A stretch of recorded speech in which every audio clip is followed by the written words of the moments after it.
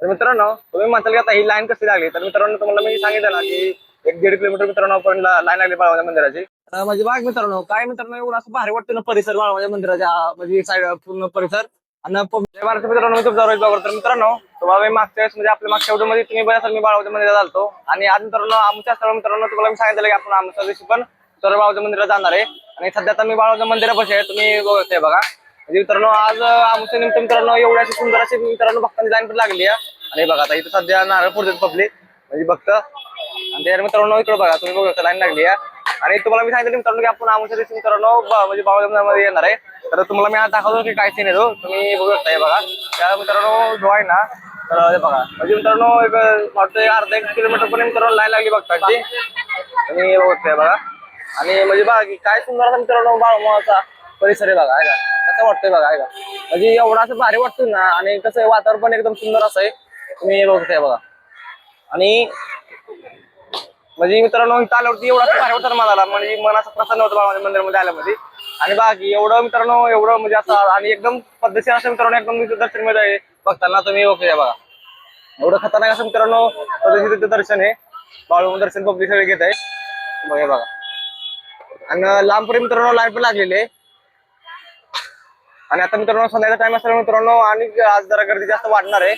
म्हणजे पूर्ण जो आपला जो परिसर आहे ना हा पूर्ण परिसर हा पूर्ण म्हणजे भरून जातो पूर्णपणे.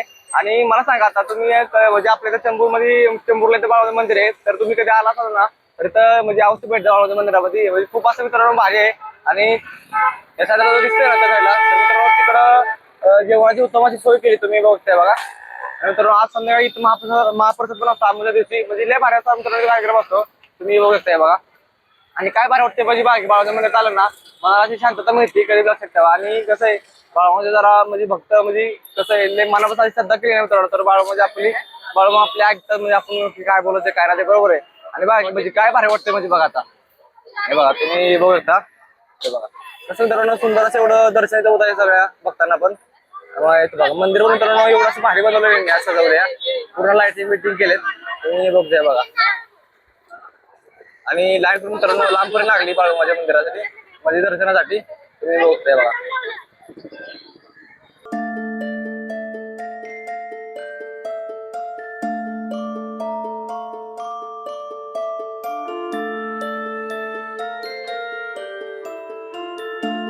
म्हणजे बाग मित्रांनो काय मित्रांनो एवढं असं भारी वाटतं ना परिसर बाळमामाच्या मंदिराच्या म्हणजे साईड पूर्ण परिसर.